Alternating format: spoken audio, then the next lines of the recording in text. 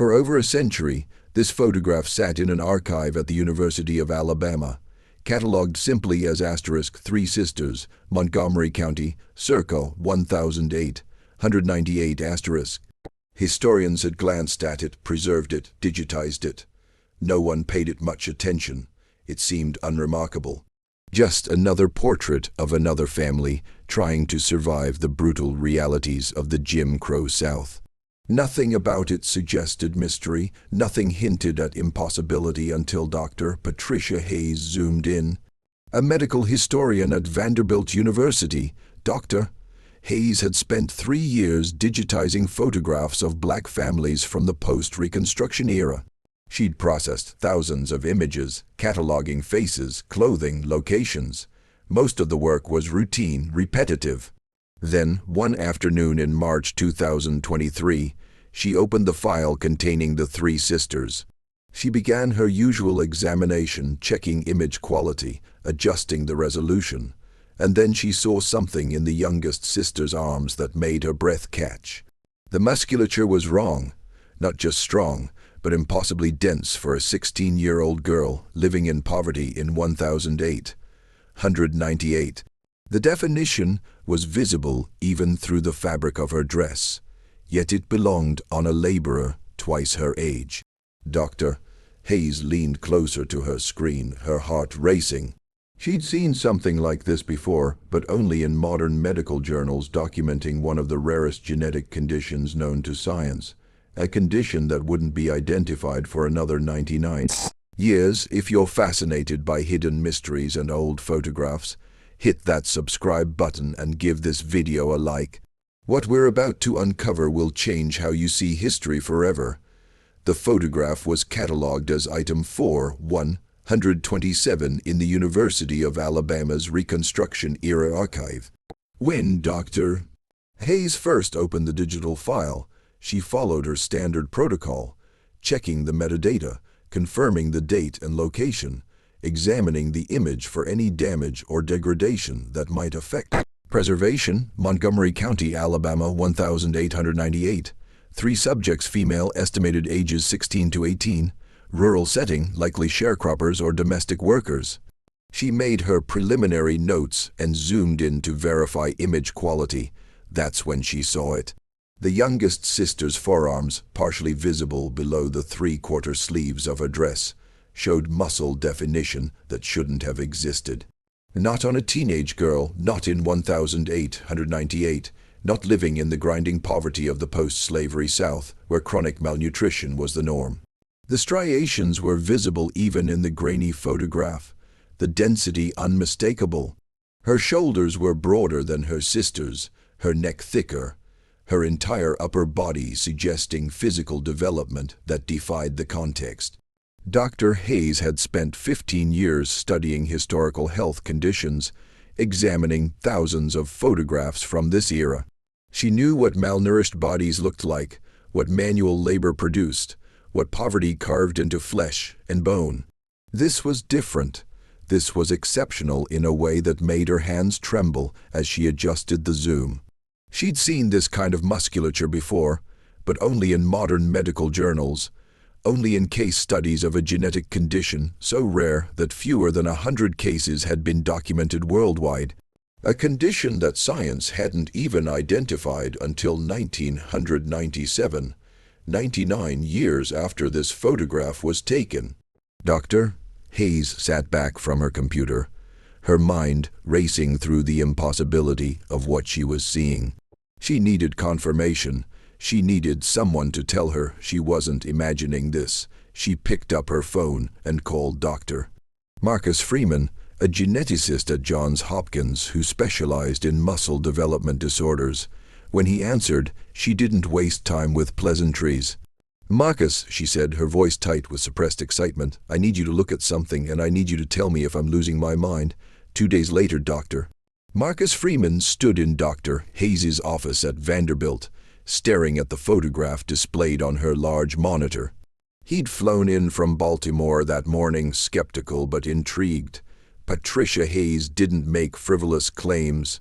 If she thought she'd found something impossible, it deserved investigation. The image filled the screen. Three Sisters, Alabama, 1898. Patricia zoomed in on the youngest sister, isolating her upper body, her arms, her shoulders.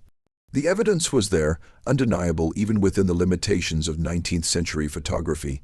Marcus leaned closer, adjusting his glasses, his trained eye cataloging what he was seeing. Myostatin-related muscle hypertrophy, a genetic condition caused by mutations in the MSDN* gene that regulates muscle growth. In normal human development, myostatin acts as a brake on muscle tissue, preventing excessive growth.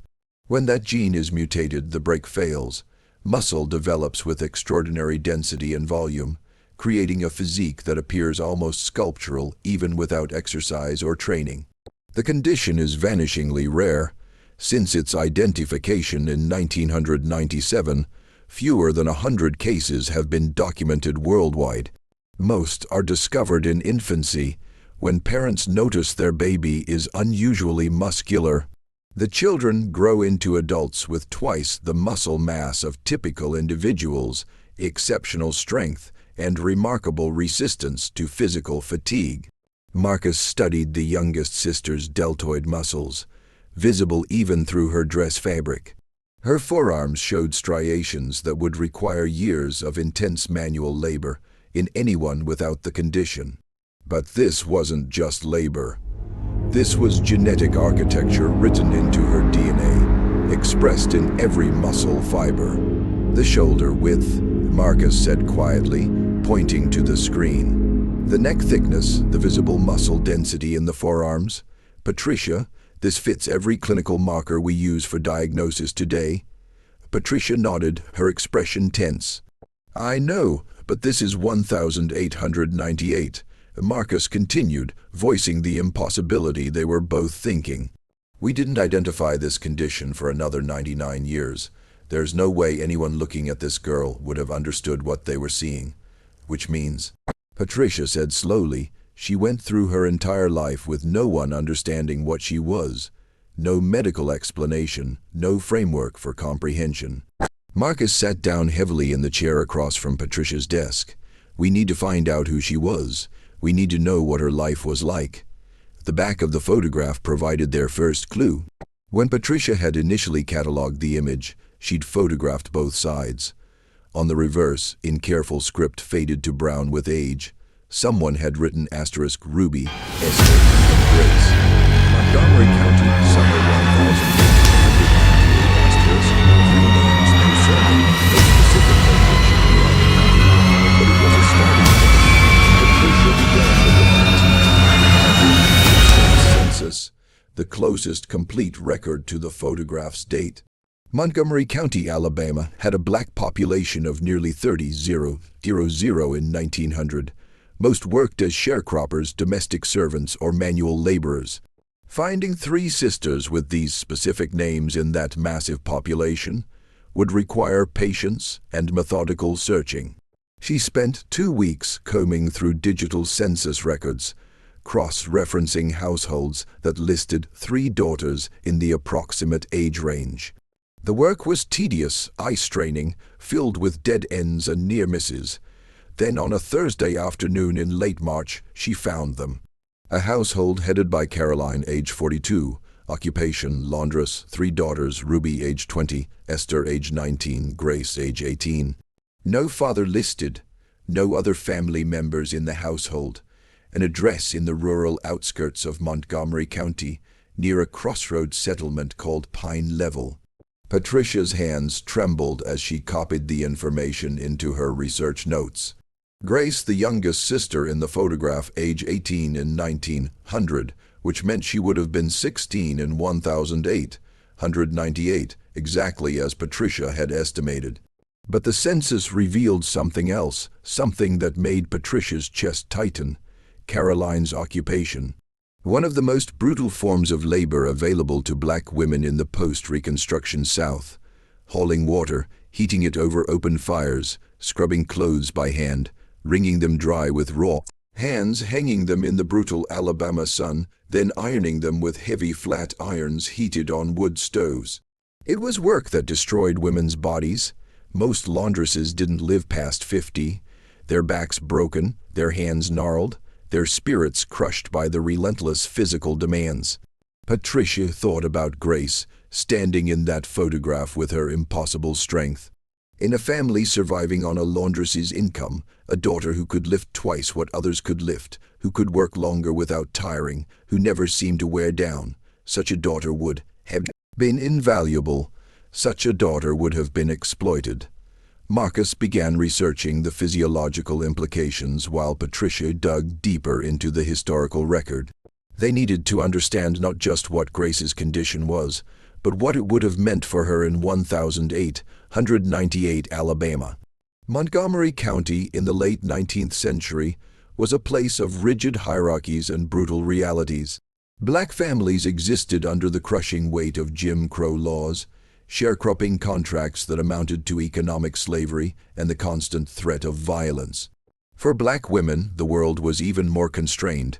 They worked as domestic servants, laundresses, field laborers, jobs that paid almost nothing and demanded everything. Patricia found records showing that Caroline, the girl's mother, had been born into slavery in 1858. She was 9 years old when emancipation came. After the Civil War, she had worked as a domestic servant in Montgomery before moving to the rural outskirts, where she could take in laundry from white families while raising her daughters alone. The records showed no husband, no father listed for any of the girls. The work of a laundress was devastating. Patricia found medical reports from the era documenting the physical toll: chronic back problems, arthritis in the hands and wrists, respiratory issues from breathing smoke and steam, burns from handling hot irons. Most laundresses worked alone, but some employed their daughters once the girls were old enough to haul water and wring out heavy water-soaked cloth. Marcus explained what Grace's condition would have meant physically. Myostatin deficiency doesn't just create muscle mass. It fundamentally alters metabolism, bone density, and physical endurance. People with the condition typically have extremely low body fat, dense bones that resist fracture, and cardiovascular systems capable of sustaining intense activity for extended periods without fatigue. For Grace, living in rural Alabama in 1898, these traits would have been both a blessing and a curse. A blessing because they made her capable of work that could help her family survive. A curse because they made her visibly different in a world that punished difference. Think about what this means, Marcus said during one of their research calls. Grace could have done the work of 2 or 3 people. She could have hauled water, lifted loads, worked hours that would have exhausted anyone else. And in a family struggling to survive on a laundress's income, that ability would have been impossible to ignore. Patricia understood what he was saying. Grace's strength hadn't been a gift, it had been an obligation. Patricia's breakthrough came from an unexpected source: the diary of a plantation owner's daughter, preserved in the Montgomery County Historical Society.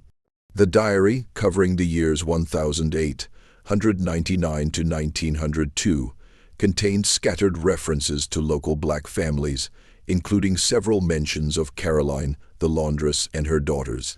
The first reference was brief, dated February 1900. A mother sent me to the laundress's cottage to retrieve father's shirts. The youngest girl was there, Grace. I believe she was carrying water from the well with such ease that I could scarcely believe it. 2 full buckets that would have strained our strongest field hand, yet she moved as though they weighed nothing. Patricia photographed the page with shaking hands, physical evidence, contemporary documentation of Grace's extraordinary strength, witnessed and recorded by someone who had seen her in person. But it was another entry dated July 1901 that made Patricia's throat tighten.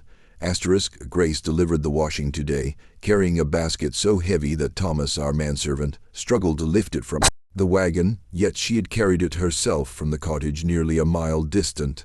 I asked how she managed such weight. She only smiled and said she had always been strong. Mother remarked later that there is something unnatural about the girl's strength. I confess I find it unsettling. The word *, unnatural *, stood out on the yellowed page. In 1901, in rural Alabama, a black girl with extraordinary physical strength would have been viewed with suspicion, perhaps fear. There was no framework for understanding what Grace was, no medical explanation that would make sense to the people around her. Patricia found more references in local records. A ledger from a Montgomery County cotton gin showed that in 1902, a worker named Grace had been employed during harvest season. Next to her name, someone had written, exceptional output, equivalent to 2 field hands, retained for extended season. Marcus reviewed the evidence with growing concern. They were using her, he said flatly. They saw what she could do, and they extracted every ounce of work they could get. Patricia nodded. The pattern was clear. Grace's strength had been noticed, remarked upon, exploited, but never understood, never accommodated, never valued as anything more than a capacity for labor that could be wrung dry. The more evidence Patricia and Marcus uncovered, the clearer the picture became. Grace's strength had made her useful, but it had also isolated her. In a world where black women were already marginalized, being physically different added another layer of alienation. Patricia found a hospital admission record from 1904 at a charity clinic in Montgomery. The handwriting was barely legible, the paper water-stained, but the content was unmistakable. Patient Grace, age 22, admitted for treatment of severe lacerations to both hands sustained while operating laundry equipment. Patient reports working extended hours to support family. Physical examination reveals extraordinary muscle development in arms, shoulders, and back. Musculature appears almost masculine in density and definition. No signs of disease. Etiology unknown. Marcus examined a photograph of the admission record. The doctor had no framework for understanding what he was seeing, he said. He notes the musculature is unusual but can't explain it. This was 1904. Genetics barely existed as a science. The concept of genetic mutations affecting muscle development wouldn't be articulated for another 90 years, but what struck Patricia was the injury itself. Grace's hands had been severely lacerated while operating laundry equipment, not because she was careless, but likely because she was applying force beyond what the equipment was designed to handle. Her strength had damaged the machinery, and the machinery had damaged her in return. Patricia found more evidence in county records. In 1906, Grace was listed as a worker at a lumber mill outside Montgomery. The notation in the employment ledger read, Grace exceptional strength, capable of handling logs that require 2 men, paid standard wage, capable of doing the work of 2 men, Marcus observed, but paid the wage of 1 woman, and in 1906 Alabama, that woman's wage would have been a fraction of what a man earned. She discovered that Grace had married in 1908. The marriage certificate listed her husband as Samuel, a sharecropper. But the 1910 census showed something that made Patricia pause. The household listed Grace and Samuel, but no children. The notation under children born was 0. The notation under children living was also 0. Marcus noted the significance immediately. Myostat indeficiency can sometimes affect fertility, not always, but in some documented cases, yes. If Grace was unable to have children, that would have been yet another way she was different. Another way she didn't fit the expected role for a woman in that time and place. After 1910, the documentary trail went cold. Patricia searched through census records, death certificates, property records, church registries, nothing. Grace seemed to have disappeared from the historical record entirely. This wasn't uncommon for black women in rural Alabama, especially those who didn't own property, didn't have children, and didn't leave behind anything considered worth preserving. But for Patricia, the absence felt personal. She'd spent 6 months following Grace's life through fragmentary evidence. The thought of losing her to historical oblivion was unbearable. She expanded her search, posting inquiries on genealogical forums and reaching out to local historical societies across Alabama. She contacted descendants of families who had lived in Montgomery County during that era, asking if anyone remembered stories about a woman named Grace who possessed extraordinary strength. For weeks, nothing.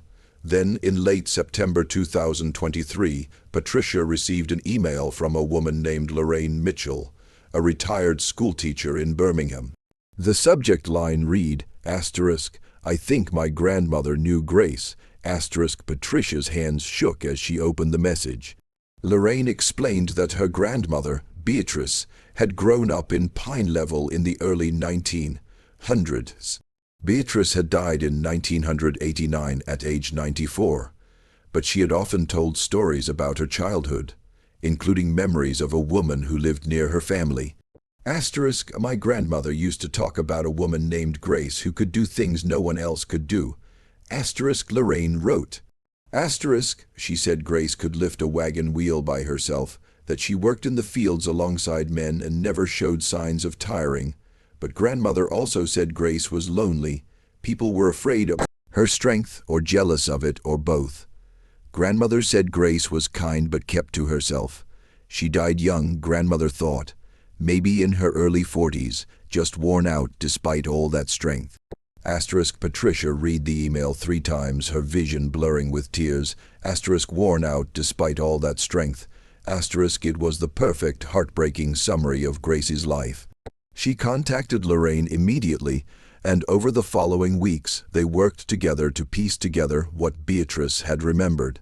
Grace had continued working through the 1910s and 1920s, always in physical labor, always pushing her body beyond what seemed humanly possible. She had remained married to Samuel until his death in 1928. After that, the memories became vague. As Patricia and Marcus pieced together Grace's story, another pattern emerged, one that reframed her entire life. Grace's strength hadn't just sustained her, it had saved her entire family. Patricia traced the lives of Grace's mother and sisters through census records, city directories, and church registries. Caroline, the mother, lived to age 68, extraordinarily old for a laundress in that era. Most women in her profession died by 50, their bodies broken by relentless physical labor. But Caroline had survived, and the records suggested why. By 1905, Caroline was no longer listed as a laundress. Her occupation had changed to keeping house, which typically meant she was retired or semi-retired. Patricia found property records showing that Caroline owned the small house where she lived, unusual for a black woman in rural Alabama at that time. Someone had helped her buy that house. Someone had provided the financial stability that allowed her to stop destroying her body with laundry work. Grace's sisters had both married by 1905. Ruby married a carpenter and had 5 children. Esther married a teacher and had 4 children. Both families appeared regularly in census records through the 1920s and beyond, establishing households, raising children, creating futures. Patricia showed Marcus the pattern. "Look at the timeline," she said.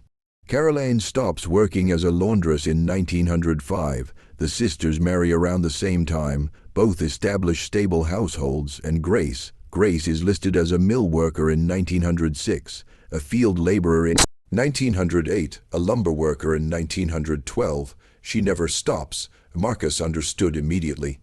Grace was supporting all of them, her wages, her labor. She was the foundation that allowed her mother to retire and her sisters to marry men who weren't wealthy. Patricia found more evidence.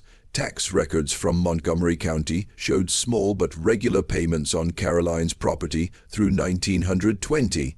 The payments came from an account listed under Grace's name. She had been paying her mother's taxes, keeping the house that gave Caroline security in her old age. She carried them, Patricia said quietly, looking at the photograph again. 3 sisters standing together in 1898. Ruby and Esther standing tall because Grace, the youngest, had carried them her whole life. She carried them, and they survived because of her. Dr. Hayes and Dr. Freeman published their findings in the Journal of Medical Genetics in late 2023. The paper, titled Historical Evidence of Myostatin in Related Muscle Hypertrophy in a Photograph from 1898, presented the photograph, the historical research, and the medical analysis that supported their conclusion. The paper made international headlines. Medical researchers were fascinated by the possibility of identifying genetic conditions in historical photographs. Historians were intrigued by the window into the lives of Black women in the post-Reconstruction South. Geneticists wanted to know if there were living descendants who might carry the same mutation. But for Patricia, the significance went deeper than academic recognition. Grace's photograph had been sitting in an archive for 125 years, overlooked and unremarkable. Now, people around the world were seeing her, truly seeing her and understanding that her life had been extraordinary. Grace had lived in a time and place that gave her no recognition, no accommodation, no understanding of what her body was capable of or what it needed. She had been strong in a world that punished strength in Black women, that exploited their labor and gave nothing in return. She had carried burdens that would have broken others, and she had done it in silence because that was what survival required. Marcus noted something else in their follow-up research. Historical records showed that Grace had helped her family survive. Her mother, Caroline, lived to age 68, exceptionally old for a laundress in that era. Her sisters both married and had children, establishing families that continued for generations. Grace's strength had bought them time, security, and survival. She was the reason they made it. Marcus said simply, "Without her, that family doesn't survive the turn of the century. She was their foundation." Patricia thought about that photograph again. 3 sisters standing in front of a White House in Alabama, 1898. Ruby and Esther standing tall because Grace had carried them through. The revelation transformed how Patricia understood the photograph. It wasn't just 3 sisters posing for a portrait. It was a record of sacrifice, of extraordinary strength, used not for personal gain, but for family survival. It was a testament to a young woman who carried the weight of an entire family on shoulders that were genetically designed to bear impossible loads. And it was proof that sometimes the most extraordinary stories hide in plain sight, waiting for someone to look closely enough to see them. The photograph of Ruby, Esther, and Grace now resides in the Smithsonian's National Museum of African American History and Culture, displayed as part of an exhibition on Black family life in the post-Reconstruction South, but its label tells a different story than most archival photographs. It explains myostatin deficiency, describes Grace's likely experience, and honors her as one of the earliest documented cases of a genetic condition that science wouldn't identify for another century. Lorraine, the schoolteacher whose grandmother had known Grace, visited the exhibition in early 2024. She stood in front of the photograph for nearly an hour, studying the face of the youngest sister. Later, she told Patricia that seeing Grace honored in this way felt like closing a circle. "My grandmother said Grace never complained, never talked about how hard her life was," Lorraine said. "She just worked and helped and kept going. I'm glad people finally understand what that meant. I'm glad she's not invisible anymore." Patricia returned to that photograph often in the months after publication.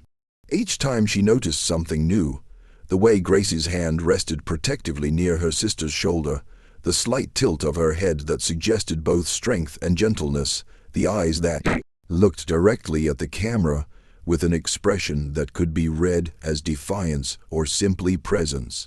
Grace had lived 30-something years in a world that had no language for what she was, no framework for understanding her body, no way to honor her strength except to exploit it. She had survived by working harder than anyone thought possible, and she had paid the price with her health, her relationships, and ultimately her life. But she had also left something behind, not children, not property, not written words, but a photograph. One image captured in a moment of stillness in the summer of 1898 that would eventually tell the world who she was. Dr. Hayes often thinks about the odds. What were the chances that this one photograph would survive? That it would end up in an archive Patricia happened to be digitizing, that Patricia would zoom in at just the right moment and see what no one else had seen. Maybe it wasn't chance, Marcus suggested once. Maybe Grace wanted to be seen. Maybe that's why they paid for that photograph, even though it cost money they didn't have, because on some level they knew this moment mattered. Patricia doesn't know if she believes that, but she knows this. Grace stood in front of that camera in 1898 in rural Alabama, in the heart of Jim Crow America, and she let herself be captured exactly as she was, strong, different, unbreakable. And 125 years later, the world finally looked closely enough to see